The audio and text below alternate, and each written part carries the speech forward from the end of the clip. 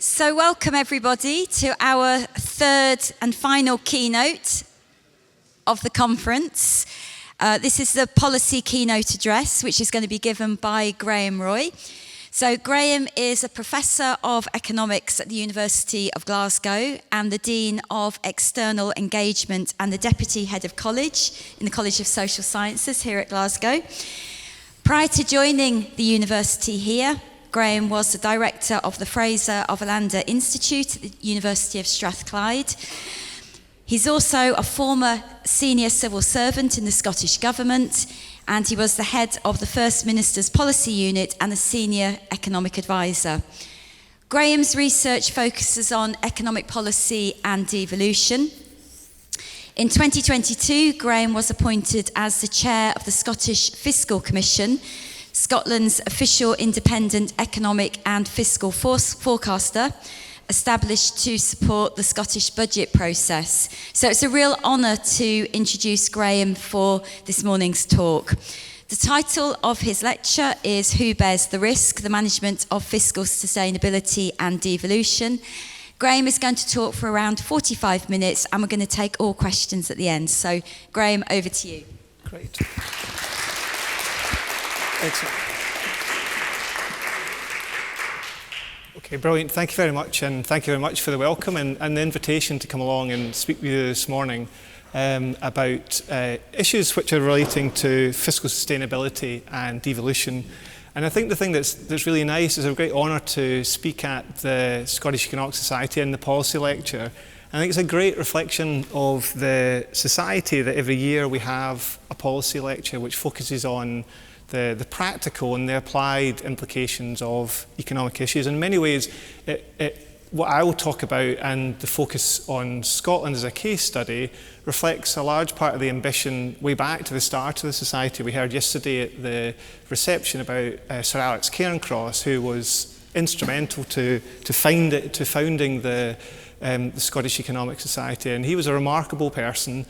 He was ended up becoming the head of the Government Economic Service, became a chancellor here at the University of Glasgow. But one of the things he did was that he said that you could actually learn a lot about economics and policy making from looking at regional context and thinking about policy making at a very local and a regional level. And he published a book in the 1950s called Scottish Economic Statistics, a statistical study, and it was the first global attempt at trying to think about pulling together national accounts on a regional basis. And in many ways, he was really far ahead of his time. And I think the spirit of the Scottish Economic Society in thinking about things like this public policy lecture and thinking about what might be happening in somewhere like Scotland, that you could then learn lessons for further afield. And that's what I'll talk about today. So there will be a bit of discussion about Scotland and the specific case study we have in Scotland. And I'll try to go through that as quickly as possible because I know there's a diverse audience here. But some of the issues that we're wrestling with, some of the topics that I'll discuss in a Scottish context are then really relevant to what is happening at further afield and in different places.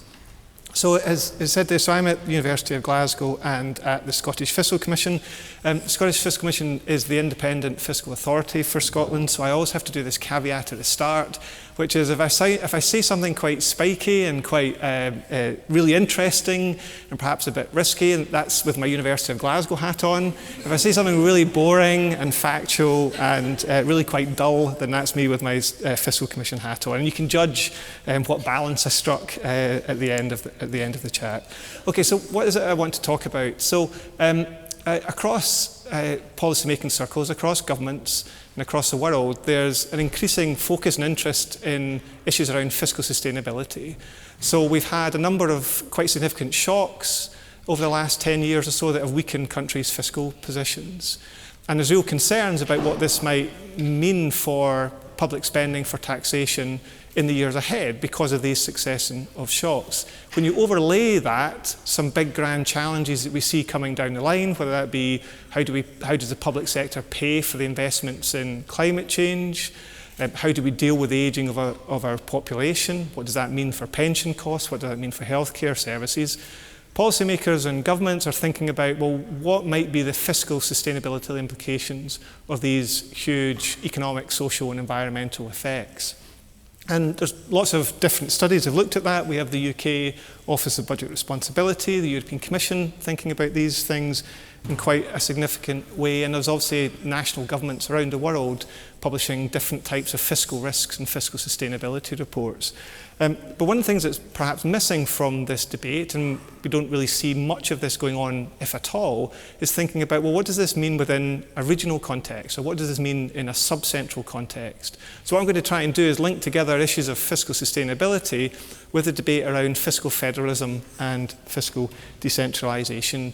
And I'll talk about some of the big issues that I think that are raised from that, and we'll use Scotland as a bit of a lens to look at how these issues are playing out, and hopefully highlight some areas where I think there's some real interest from a public policy research point of view to think about these things more broadly and outside the context of the specific case study of Scotland. So just to try and motivate this thing, I want to try and give you 3 areas why I think we need to think about linking decentralisation with issues around sustainability. So the first question is, well, hold on a minute, why should we care about whether or not decentralisation is important in the context of thinking about something around fiscal sustainability? Now, the debate about decentralisation, so essentially taking spending decisions on decisions on spending and decisions on taxation away from central government, from national governments, to landers, to state governments, to regional governments, to local governments, has largely been essentially a debate that's been separated between two sets of arguments. One set of arguments around actually if you take decisions away from the centre and embed them more locally and more regionally, you'll get more effective policy making. You'll get greater accountability, you'll get greater scrutiny, and you'll get essentially better policy making. Against that, there are concerns that, hold on a minute, there's potential loss of economies of scale here, there's potentially inefficient competition that could emerge, and there's a debate about whether or not you think one effect dominates the other. Now, irrespective of your views on that, one of the things that we've seen over the last few decades is actually quite a significant increase in decentralisation in many countries. So across the OECD, around about 40% of all government expenditure is now spent at a level below national government. So at a regional level, at lander level, at provincial level, or at state level. And around about 30% of revenues are now all collected at that level. So I guess my first kind of provocation is to say, well, look, actually, you can't think of issues around fiscal sustainability and ignore the fact that actually a lot of the decisions about fiscal sustainability are going to be taken at a much lower level of government. And these 2 charts here are taken from the OECD, and they highlight a couple of interesting things that I think are worth reflecting on in the context about where decision making is made. So on the left-hand side, what we have essentially is the percentage of total government revenue that is essentially raised or administered or allocated at a subcentral level, and that's on the vertical axis, and on the horizontal axis we have the same figure, we have the same ratio for spending. And on the right-hand side we have essentially how that's changed since 1995 up to 2020. So if we just look at the left-hand chart there, first of all, so the first thing is that the number isn't 0, okay? So countries across the OECD have quite significant levels of decentralisation. So that's the first point. The second point is, and again, I think an interesting bit from a research point of view is there's significant variation here. So when we start to think about issues about fiscal sustainability, there's going to be significant variations in how individual countries respond to challenges of fiscal sustainability because of the nature of the decentralisation that they have.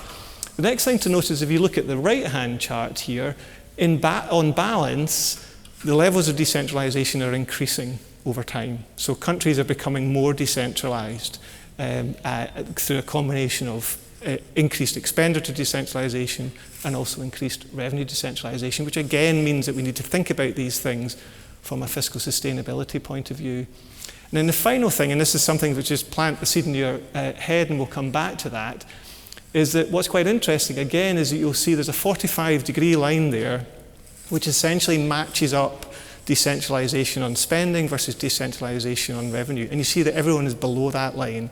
So in other words, the proportion of expenditure decentralisation is higher than the proportion of revenue decentralisation.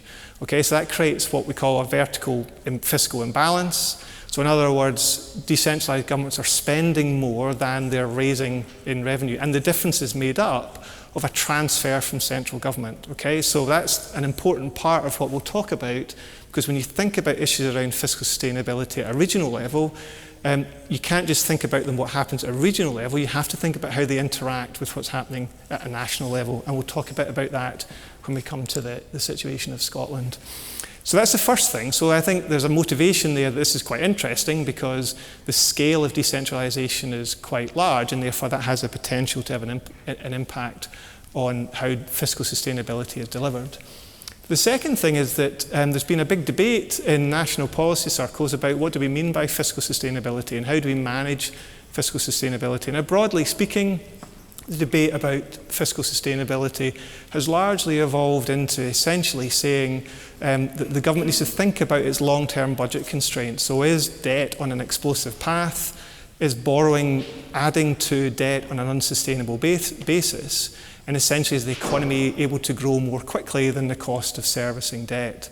Now, that makes sense when you're talking about a national government that has got full borrowing powers, that is borrowing in international capital markets, and has got full control over all taxes and expenditures. But when you think about it in a regional context, then it becomes a lot more opaque and a lot more complicated. Why? Well, because sometimes there's quite significant constraints in how much and who from a regional government can borrow from. And there's also constraints in terms of the levers and the governance about how they can access capital markets. So you've got to think quite differently, potentially, about what we mean by fiscal sustainability in a decentralised context, because it's going to look quite different from somewhere where it's issuing large amounts of debt. But as we see, a lot of the decisions that are taken by regional governments or sub-central governments are in areas which are at the front line about how we manage fiscal sustainability. And we'll talk a bit about that as we go. So one of the things which I think, again, as a kind of research agenda is actually thinking, what do we mean by fiscal sustainability in a regional context? What measures can we potentially use to capture this? And then the third thing, which is quite interesting, I think, is that we have lots of debates when you think about at a national level, and we're chatting about fiscal sustainability, about where the relative burden of risks lie. And we think about things like, what's our exposure in the UK, for example, to demographic ageing? What's our exposure in different countries to risks around climate change? What's our susceptibility to shocks? All of these things, we assume that essentially they're consistent across a national level. But as we know, when you look within countries, the imbalances and the variations between different parts within the same country are often larger than the differences that exist between countries. So for example, if you think about something like the UK, then there's a huge debate in the UK about regional imbalances and differences in economic capabilities between, say, London and the South East and the northeast of England. There's huge variations there. Similarly around demographics as well. There's parts of the UK where the population is declining, there's parts of the UK where the population is growing. Climate change will have different impacts upon different parts of the country, depending upon how they're going to potentially be impacted by the implications of, greater increased preponderance of rainfall, droughts, etc. So that when you start to think about, in a regional context, the potential risks, about where the risks crystallise from these big grand challenges that we know are coming, will look quite different in different parts of the country, and then therefore how you manage these is going to be quite a significant implication for government public spending and revenues. So if you take all of that, we need to have a think about the scale of decentralisation that exists and how that might then help a country to manage issues around sustainability. If we've got to think about, well, hold on a minute, we need to think differently about how we measure fiscal sustainability and what that means in a regional context. And then you think, well, actually, these economic, social, and environmental risks could look quite different in different parts of the country. How does all this crystallise in debates around how governments can operationalise and respond to these challenges of fiscal sustainability? And crucially, this is where it gets really specific in individual countries, because each country differs in the way that they've set up their fiscal frameworks to govern what national government controls, what subnational governments control, and how they interact. And interestingly, and we'll use Scotland as a case study in our discussion, is that these frameworks have really been designed not thinking about fiscal sustainability. So you get some quite quirky, some quite different results, simply because you've not actually designed a framework optimally to think about issues around fiscal sustainability. They've been designed maybe on historical reasons, on thoughts about short-term fiscal risks and transfers, or what power should optimally devolve from good policy making, but you've not thought about it, quite rightly, about from a fiscal sustainability perspective. But when you actually think about these issues, then you potentially get some quite significant implications. And this governs things like how much does a government rely on grants, say from the central government?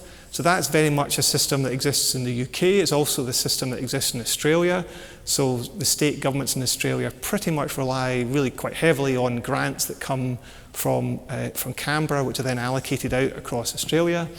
In Europe, in continental Europe, there's a much greater preponderance and reliance on tax sharing, so where governments pool together taxes and then share the revenues across different parts of it. If you then go to the US and Canada, for example, then there's much more autonomy on individual taxation, which then leads to quite different choices being taken at the state level, and they're quite autonomous in their ability to do that.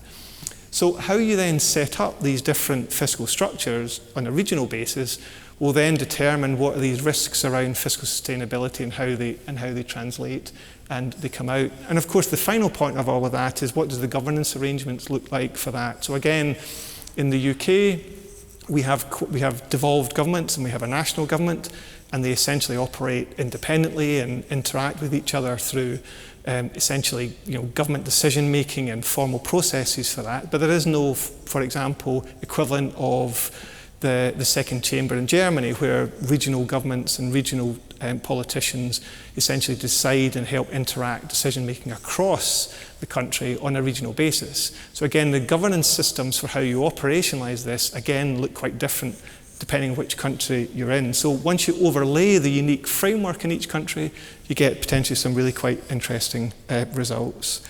So what I want to do is, as I said, is just show you some of these issues through the lens of some of the debates and some of the implications we think about in a Scottish context.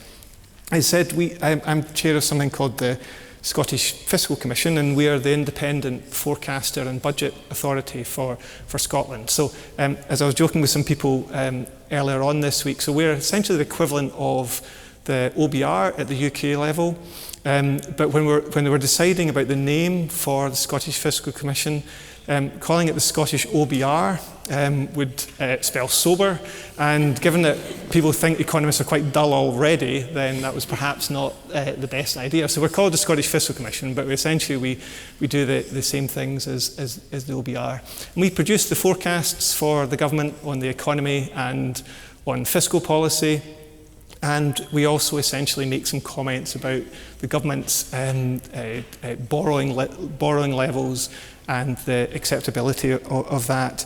And crucially, and again this is quite unique in a sub-central context, we started dipping our toe into thinking about issues around fiscal sustainability and thinking about, okay, what might happen to the Scottish budget over the next 10, 20, 30, 40 years if you start to inject these environmental, social and economic challenges that we know are coming, or actually are already here, but we're going to increase into the future. And we've done a couple of things, and I'll talk to you a bit about some of the results there.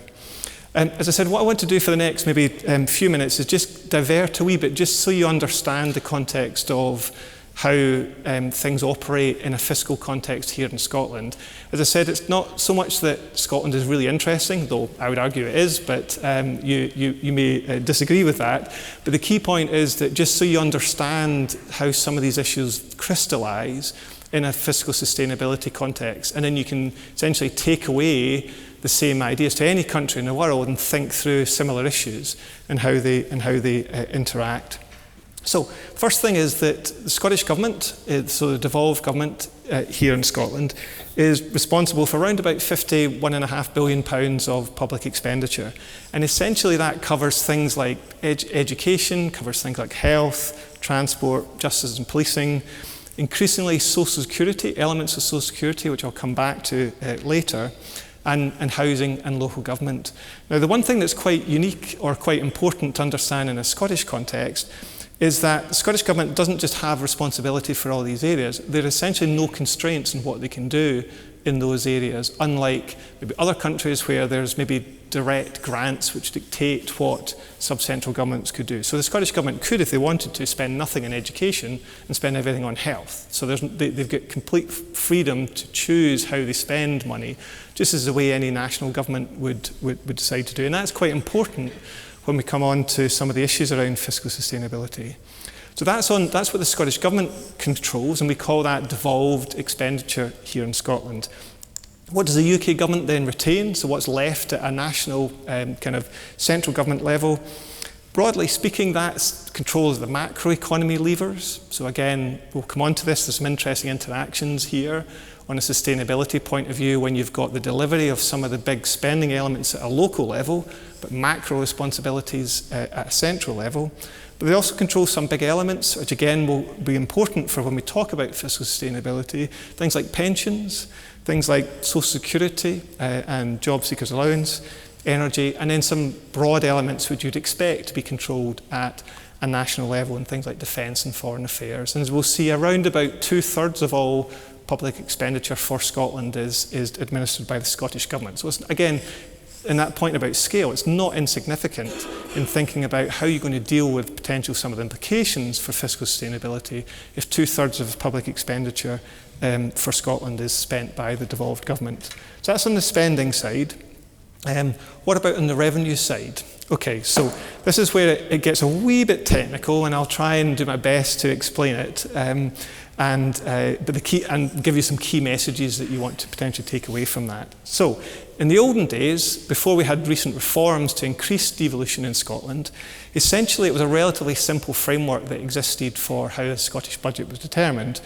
And a bit like when I was talking about what happens in Australia, the Scottish budget essentially was determined by a block grant that was given by Westminster. So they gave a certain amount every year for the Scottish Government to spend. And the Scottish Government essentially had only one tax that they could raise, and that's business rate. So it's a tax on business properties. And that essentially determined the Scottish budget. So it was on the funding side, it was relatively straightforward and relatively easy about how it was determined.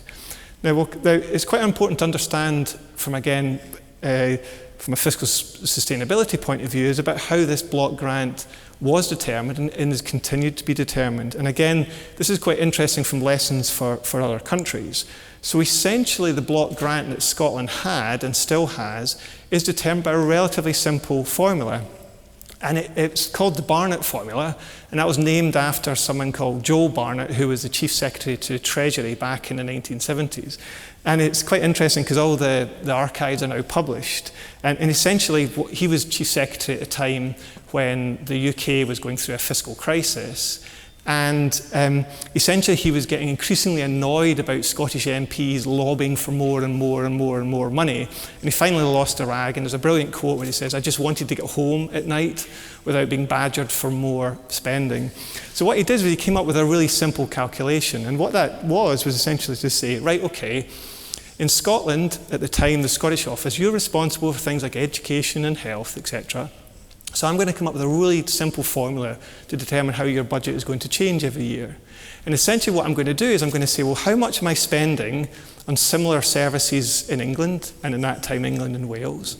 And essentially I'm going to work out how comparable is that spending to what you've got in Scotland. So if it's in schools, it's entirely comparable. What they spend in England, entirely comparable with the responsibilities here in Scotland. And I'm going to give you a population share of that.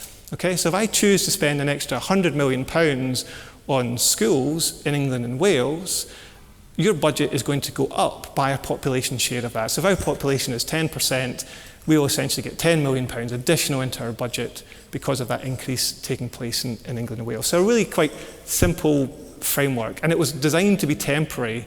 It came in the late 1970s, and here we are in 2024, and it's still here. So the UK moves at slow pace in terms of reform. So that's essentially how the block grant was determined. So that's the first key aspect to it. Now, the thing that's really interesting about that, and we'll come back to this, is that the thing that determines how much Scotland gets, how much the block grant changes, isn't determined by need. It isn't determined about debates over fiscal sustainability. It's simply determined by how much is spent on equivalent spending in England or England and Wales, depending on the element of spending, and our population share. That's how the budget is determined. So we'll come back to that. Because it doesn't have any relevance to fiscal sustainability, so the potential implications of that for long-term debates are quite important. So that's the first element of the funding side. The second element is that over the last few years, in part because there was an independence referendum in 2014, but also demands for greater accountability and scrutiny of budgets in Scotland, that successive Scottish administrations have got more tax powers. So essentially more tax powers are now going to be set in Scotland than were done historically. And over time these have increased. So as I said, when the Scotland Act in 1998, when the Parliament was created, essentially just had business rates, so non-domestic rates. But over time that's been added to with successive growth in income tax powers, land and building transaction tax is a tax on selling property, there's a tax on landfill tax, potentially going to get assigned half of VAT revenues in Scotland, and some other taxes are coming down the line. So increasingly what's happening now is that the Scottish Parliament has got greater responsibilities over taxation, and they can set things like different rates, different tax bands, completely different types of taxes if they want on property taxes. So they've got quite a lot of different autonomy to set things differently. Now, this is where it gets increasingly interesting and potentially more complex, but also potentially big implications of fiscal sustainability. So two things that have changed quite dramatically over the last 5 years or so, in addition to simply being granted more tax powers. On the first element is that there's increasing devolution of social security payments to Scotland.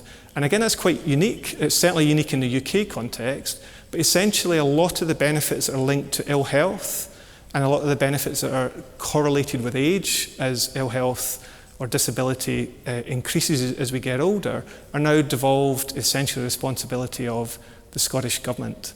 So things like adult disability payments, things like child disability payments, all of those benefits are now controlled by the Scottish Government, not by the UK Government. And the Scottish Government can then set entirely different policies, if they wish, than what goes on in the UK. In addition, what they can also do is that they can also introduce new social security payments that don't exist elsewhere in the UK. So we've introduced in Scotland something called the Scottish Child Payment, which is a unique payment just to families in Scotland of £25 a week if you're entitled to certain UK benefits. So again, that's the first thing that's changed quite significantly, because you've now built into the system demand-led expenditures. And we'll come on to that as we think about, well, what might be the trends in these demand-led expenditures over time, because these are correlated with age, for example, or they're projected to increase over the future, then these are now risks that are embedded within the Scottish budget. And the second element is crucial about how the budget is determined and how the budget is going to change over time. And again, I'll talk a wee bit, just explain just how it works in Scotland, but give you the key messages about what this means for the Scottish issues around fiscal sustainability. So, the first thing is that in some countries, what happens is that if you've got tax devolution and grants, what happens is you get a block grant, and then we give you tax devolution, and you get to keep both, your block grant and your tax, and that's it. Just as everything in the UK, we don't do things easy. Thought we'd make it slightly more complicated. So what we did was we said, well, okay, what we're going to do is we really want to keep this block grant. And for various political reasons, various other reasons, the block grant would remain in full. But clearly, if you're going to give tax devolution, then if you keep the block grant and you give tax devolution, that really is having your cake and eating it. So this is that's not going to happen. So what we're going to do is that we're going to adjust your block grant. So you still get your block grant, but we're going to adjust it. And we're going to adjust it for the fact that you've now got these new tax powers. Okay? So essentially what happens is every year you get this block grant, and then we're going to add in the additional money that you now get for Social Security for delivering that. And we're going to create something called tax BGAs, which sound really exciting and really interesting. But essentially that's a block grant adjustment. It's essentially we're taking money away from your block grant because you've now got these tax powers, you've now got these tax responsibilities. So in a UK context, we were collecting UK income tax from people in Scotland. Now we're not. So essentially, we're going to seek compensation from Scotland by adjusting your block grant down because you've now got these tax powers. Okay.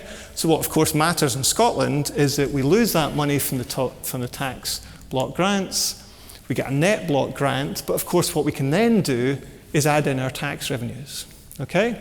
So rather than just say, here's a block grant, and then you add on your tax revenues, what happens is we get the total block grant, that's then adjusted for the fact that we've got these tax powers, and then we add in these tax powers. Now, the final bit of the complexity, and this is why it matters from a fiscal sustainability point of view, is okay, well, how is that tax block grant adjustment determined?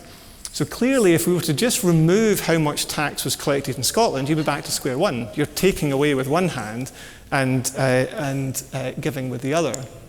So what they did was essentially we said, right, okay, that block grant adjustment, we'll give you that, we'll take away the amount that we would have raised in Scotland every year in the first year, but from then on, we're going to grow it, and we're going to grow that tax block grant adjustment by that formula there. So that formula there essentially is the growth in tax rates in the rest of the UK, tax revenues in the rest of the UK, adjusted for the change in Scotland to relative UK population. Okay?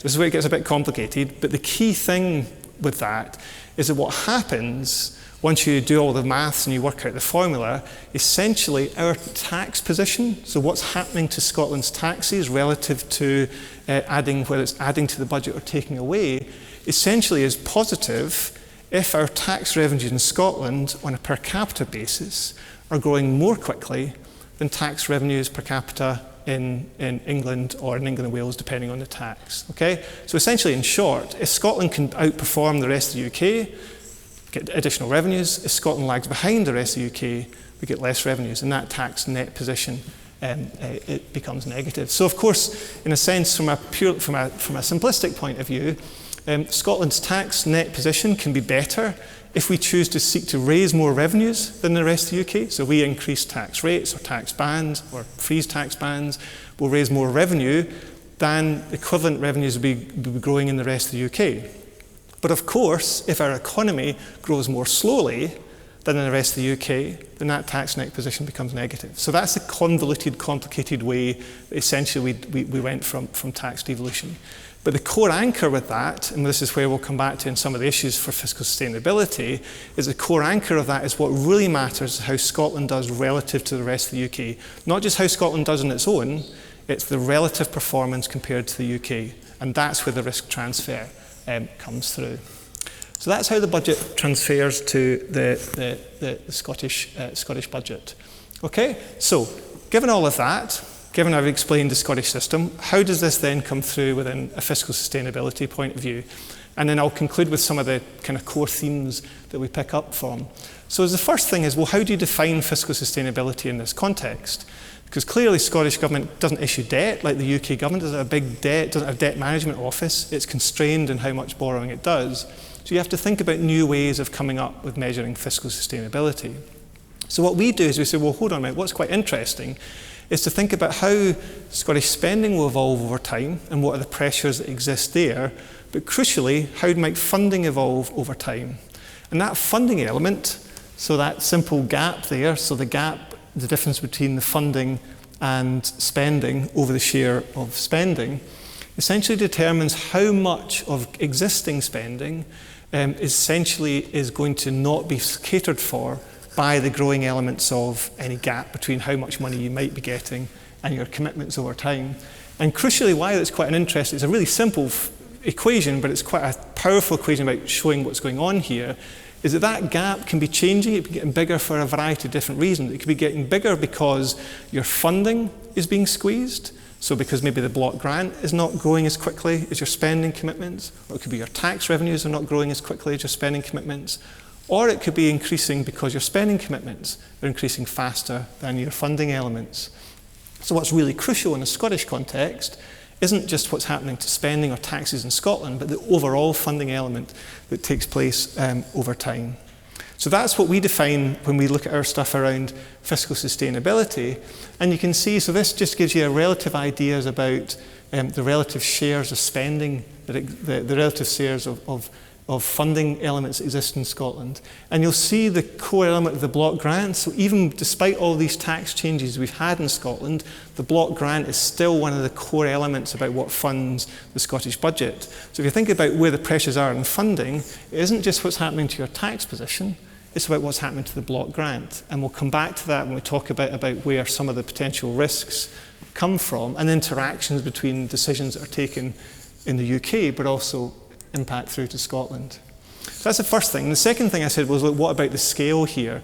What's the potential scale of risks here? So this just puts the Scottish decentralisation into context for you. So this is taken from the Scottish Government. Just divide up the relative shares of total expenditure that are devolved and the relative shares of total revenues that are devolved. And as I said previously, around about 60%, just above 60%, so nearly 2/3 of all spending in Scotland is devolved, essentially responsibility of the Scottish Government, and around about 1/3 of all revenues are the responsibility of the Scottish Government. So again, scale is quite important here, but there's clearly a potential transfer of risk within that Scottish context.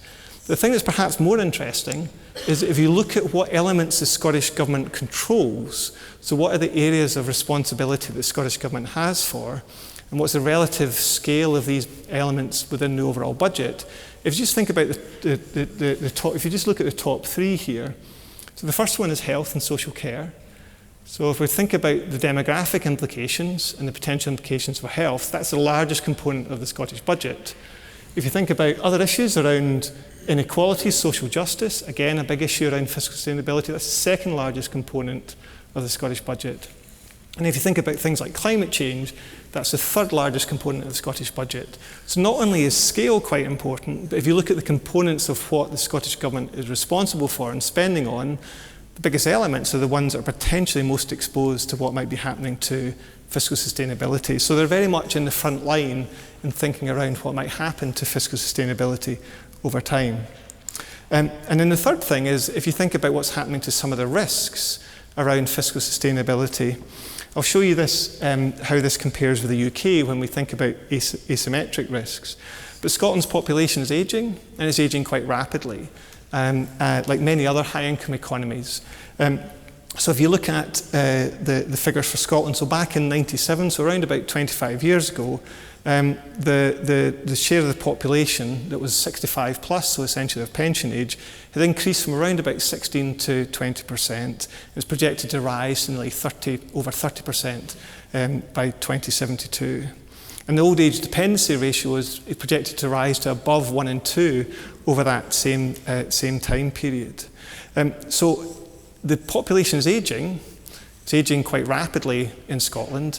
And if you're responsible for health and social care, then you're going to be in the front line in terms of responding to that. So it's not just the scale of spend, but it's also the relative proportion of areas that you're into. And another area as well, just to think about, is around net zero.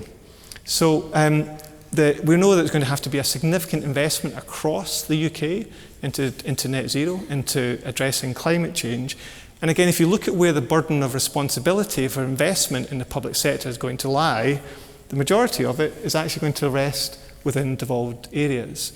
So while the majority of total economy spending is going to be based on areas which are largely reserved, if you look at, once you adjust for the public sector, so what's the public sector's share of these investments in net zero, again, most of these are going to be, the majority of these are going to be into a devolved context. So again, as a motivation, if you're trying to think about fiscal sustainability in the UK context, actually, a government like the Scottish Government is going to be quite significantly on the hook, or at least significantly involved in thinking about how these things potentially play out.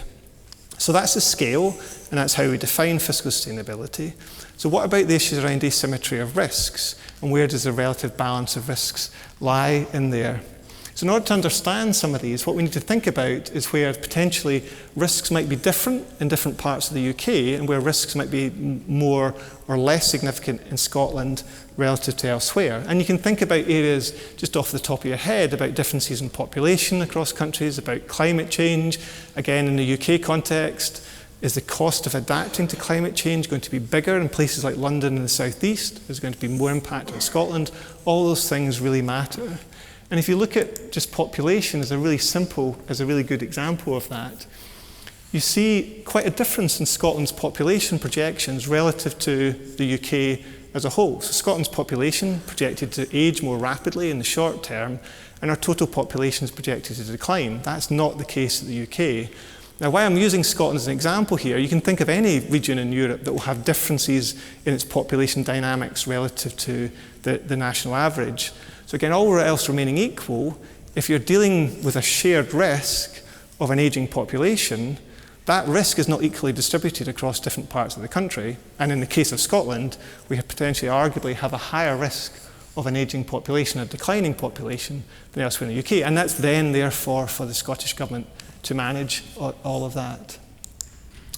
So what does all this mean? To bring it all together and to conclude about some examples, what that might mean for fiscal sustainability and bringing together the decentralisation with the sustainability element.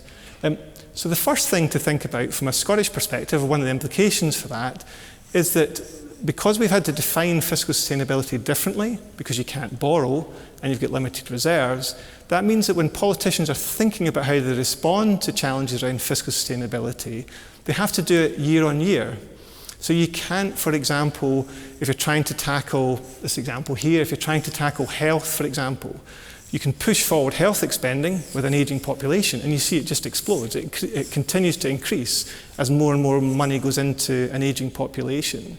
But if you can't borrow, you can't manage reserves, then you can't, for example, invest or borrow now in, say, things to preventative spend, or you can't borrow significantly into trying to invest at different points in time because you don't have that, you don't have these flexibilities. So the constraints on things like borrowing and reserves mean that you have to manage or respond to issues around fiscal sustainability or differences in asymmetric risk in quite a different way than you would do at a national level. Similarly as well, if you have things like greater preponderance of storms, greater preponderance of risks around climate change, your ability to manage that risk from year to year is constrained because you don't have that same ability to manage in the borrowing element.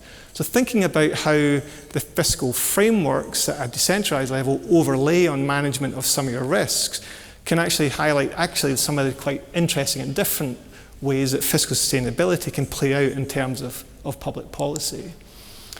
A second thing, which is really important again, is thinking about how, in our context, how future UK governments balance prioritisation of fiscal sustainability will have big implications for what happens at a Scottish level. I mentioned that point about the block grant still being a really important element of that. But we know in a Scottish, that's the element there, so the block grant being the most important element. But we know, for example, the UK is not fiscally sustainable either. We know the OBR have been quite clear about saying, look, actually, if you look at what's going to happen to spending as the population ages in the UK and what's going to happen to receipts, essentially borrowing at a UK level is going to be unsustainable. Okay, so if the UK is in an unsustainable position and your block grant is still your largest element, what future UK governments decide to do about spending and revenues and managing their fiscal position will come crashing into the Scottish budget because it's going to impact on the block grant. And one of the things that we did in our report on population was essentially take the OBR numbers and plug them in to the projections for Scotland's fiscal sustainability and see what happens, and whoops, you get quite a negative number. And that's essentially saying, well, look, actually, year on year, this measurement of fiscal gap that we talked about, year on year, because the UK is going to have to adjust its fiscal position to become sustainable, that will filter through to the decisions that the Scottish Government has got to do because of the linkages through into the block grant. And that gap just increases over time. Now, crucially, that gap could be slightly less than that If the UK government, for example, decided to focus the adjustments on areas that they're responsible for things like pensions. So if they were to increase the pension age, for example, and save money there, that wouldn't naturally follow through into the block grant. However, if they decide actually we're going to keep pension age fixed and actually cut back on health expenditure, cut back on education expenditure, as I showed you with the block grant, that means that the Scottish Government is going to get less revenue coming through for that. So that gap could get even bigger. So crucially, for the Scottish Government and future Scottish Governments to think about how they manage fiscal sustainability, that's not a decision they take on their own. They've got to almost try and work and guess what might happen at a UK level to then plan how they potentially respond at a sub-central level. And you can see that it becomes really quite challenging over time. The third element, which again is quite interesting, again from a Scottish perspective it's quite unique, but again if you look around other countries you get very similar results. I told you about that block grant that we have and how it's determined by this thing called the Barnett formula, determined by things like population. That's not based on need, so it's not based on any assessment of fiscal sustainability risk. So if your fiscal sustainability risks are less in Scotland, then potentially you might get some more revenue than you'd think you might be entitled to, because it's purely based on a population share. It's nothing to do with the risk that you're potentially going to face. Equally, it could work the other way as well, and you could find out that you have less money flowing through as a result. And a really good example of that is quite a simple one, which I never thought about until we did the work, and then it was blindingly obvious, and you realised straight away that there was an issue here. But if you think about the investment that's needed in climate change, tackling climate change and net zero, a big element of that is going to be what governments spend on land use, so on forestry, on restoration of peatlands. So essentially investing in the land use of the country in order to essentially combat to soak up carbon and to generate additional elements that will mean that we can move to net zero. Now, a really obvious thing is that Scotland's around about 8.5% of the population, but we've got 30% of the land mass. We've got 70% of the peatlands, and we've got about 30% of the forestry. So in order for the UK to hit net zero and to invest significantly in land use, you're going to have to invest disproportionately in Scotland relative to the rest of the UK. But if you're only getting a population share of the investment at the UK level, then you get quite a disconnect between the amount of investment that's needed in Scotland and the amount of investment that's needed in England, but you're only going to get the funding on the level of investment in England, not the level of investment that's needed in Scotland. Works the other way as well. So if you have things like greater abundance of floods and rising seawaters that are going to damage, particularly say, places of the southeast of the country, then essentially more money will be invested by future UK governments in flood defences, in flood prevention and responding to damage in the rest of the UK. Scotland will get money for that, even though they might not be having to spend the same amount of money there. So the risks work both ways, and it's simply because then once you start to overlay these frameworks, which have never thought about fiscal sustainability, you get quite quirky and interesting results.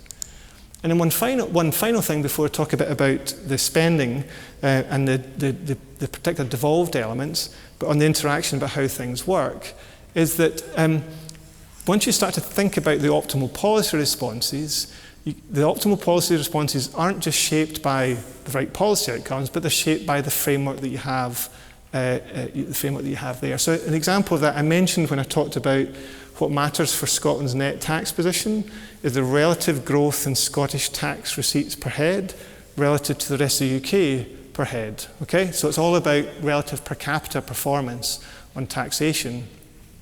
Now, if one of your normal solutions to, say, tackling an ageing population is to grow your population, well, it doesn't necessarily immediately follow that growing your population is going to improve your net tax position if you measure it on a per capita basis. Because yes, you grow your population relative to England, you grow your tax revenues, but you also grow the denominator as well. So under certain scenarios, actually growing your population will weaken your budget position, simply, which is completely counterintuitive to how you might respond to challenges of fiscal sustainability, but it's when you link that with the devolution framework, the decentralisation framework, you get these counterintuitive results. Another example, which is probably much more common in other countries, is that if you think about what's one of the big solutions we talk about to solve fiscal sustainability, is to improve productivity. But if you think about it, if you've got an imbalance between what you're spending and what you're raising in revenue, if you grow productivity in your decentralised area, in your regional element, you're going to be essentially under pressure to increase your expenditure more than you're going to be under pressure to increase your revenues. Okay, so essentially if you grow your productivity, and you increase the size of your economy, and you want to keep public spending the same size of your economy, keep government wages the same rate as in the private sector, all of that, because you've got more spending relative to your revenue, you're growing one big number by the increase in productivity, and you're growing a smaller number by the same increase in productivity, but these don't add up. There's clearly going to be a gap there. So by improving productivity, you could end up widening your fiscal gap. So again, it's completely counterintuitive to what you'd think would be the optimal policy solution. But when you overlay that with the unique fiscal frameworks, you get these counterintuitive results. And the final thing, which is again, from a decentralised context, which is really quite interesting, is that I mentioned that in the Scottish context and in many other countries as well, devolved governments have got complete flexibility to set different policies at a local level. But if you think about something like social security, which we talked about earlier, if you're setting payments now on things like adult disability payments and carers allowance and all these sorts of things, and you've got greater fiscal risks, then essentially the freedoms you've got here might build in greater fiscal risks over time. And managing those are something which, again, the fiscal frameworks, the devolution frameworks, don't really essentially assess about how you might optimally respond to that. So hopefully that gives you an overview about the Scottish context. But as I said, the Scottish context is largely kind of irrelevant in the sense of, if you think about the issues that we're wrestling with, once you relay them into broader questions about how you manage fiscal sustainability in countries which have decentralisation, then you're going to have to look at quite a different way of thinking about the optimal policy solutions. In order to understand the differences, I think it's really important to think about, well, how might different parts of the same country face up to different environmental, political, social and economic risks? Are there differences in where these risks lie? And then secondly, how do you manage those risks? What's the best optimal policy solutions? But crucially, what are the arrangements you've got for sharing these risks? And if you put all of these together, I think the Scottish case is quite interesting in that you actually get things which you wouldn't normally think of being the case in how you might manage fiscal sustainability. And I think there's lots of lessons there for any country in the world who has levels of decentralisation to do similar exercises and say, look, actually, how do you then operationalise this in our country, and where might these balance of risks be? And with that, Sarah, I'll hand over to you.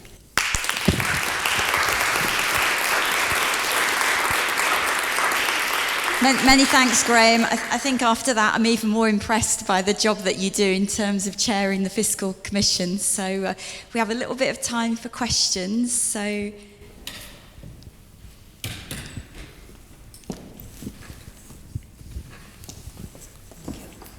Thank you. Assuming it's the will of the Scottish people, how soon could Scotland introduce a small basic income at the national level? Yeah, so it's a great question. So this is essentially the idea that you could use a new tax and social security powers in order to implement quite a radical change in welfare policy. And so the government, and actually a lot of the opposition parties have advocated that over time. So where the challenge comes is a chart I showed you about the relative balance of taxation versus block grant. So in order to introduce a basic income, at scale in Scotland, then you'd have to do significant significant heavy lifting off the relatively small tax base that you've got. So aside from any debates about whether you think a basic income is a good idea or a bad idea, because of the Scottish Government has only got a small number of taxes, then you'd have to significantly increase taxes on these relatively small elements in order to pay for a basic income. So that's arguably the biggest stumbling block from a technical point of view about implementing a basic income, whether you think it's a good idea or bad idea. So I think the Fraser of Islander did some calculations about how much income tax would have to rise, because you can only increase income tax. You couldn't have a wealth tax. You couldn't add to VAT. You couldn't change corporation tax. It'd have to be on all one tax. And the numbers were really significant. And then you get into questions about how practical that is. So you could technically think about doing it, but there's a basic practical point of view about whether you actually have the spread of taxation levers to do it, which make it exceptionally difficult to do.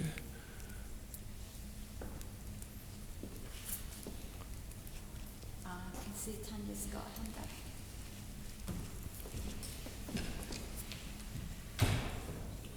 Thanks a lot, Graeme, for making something that's incredibly complicated slightly less complicated. It's really, really interesting. So a question that came to my mind, probably won't surprise you, is the administration of social security benefits. And of course, the difference from going from a centralised system, a centralised authority, to essentially two different systems administrating, allowing for a little bit of flexibility at the edges, the same amount of money. Yeah. And really sort of like, the take on the efficiency of that in terms of you may be getting the revenue via the block grant or the BGAs, but you also have to administrate it separately. Yeah. Mm-hmm. And is that worth, is that actually worth that small amount of flexibility that you go and get in setting the levels of the various benefits, such as the new Scottish Child Payment? So I think there's probably a number of responses to that. So first of all, it's too early to assess because this is still all coming through. But you're right, so what happened was the government got a chunk of money to deliver these new powers, but actually the auditing of how much it actually cost to deliver them has been significantly higher than how much money they got and how much money they thought it was going to be. So it's cost the government a lot of money to set up these new systems. I think what their argument then is, look, actually over time, we can actually set quite a different set of policies that will actually bring broader benefits to the economy and pay back this over time. And that, you could see a number of ways where I think the Scottish case study, again, for thinking about research questions, is potentially really interesting because the Scottish Government, apart from the one I'll talk about child payment in a minute, but on the main things like disability payments, they haven't radically changed entitlement. But what they have done is a completely different approach to how it's delivered and administered. So it's not going down the DWP route of checking, of asking people to prove information and all that kind of stuff. It's much more a customer focus, a client focus, encouraging people to apply, being very much light touch on things like reviews. So their argument is that with that, then you can actually quite a different system, and it's a much more caring and responsible system, which will lead benefits for tackling inequality over time. And that's fascinating to see whether that has an impact or not. Secondly, in time, they can actually start to change rates and start to change entitlements. They could do something quite radically different there. And then I think the one that's really interesting is this Scottish Child Payment, which again, if you're looking for a perfect kind of experiment in terms of policy difference, essentially people in families in Scotland who meet exactly the same criteria as families in the rest of the UK can essentially get £25 a week per child for living in Scotland, essentially. So it's a fantastic kind of natural policy experiment about seeing, look, actually, do these children and families who essentially, in all intents and purposes, are identical to families in the rest of the UK, but have this one-off secure payment, then actually does that lead to better education outcomes, better outcomes in terms of job security, etc. And that's where the government would argue that over time, then any investment that is needed to set up these payments potentially lead to benefits. Whether that's true or not is what hopefully research would show. Thank you. I'm afraid we're out of time. So I just want to thank Graeme again for tackling such a big question in 45 minutes. It was so impressive.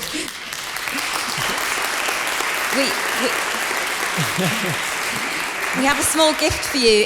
It's a second tie, but Thank you you need very much. one for the Great. Fiscal Commission and one for the University of Glasgow. But you do get a scarf as well. Great. So Thank you very many much. thank you. Thank you.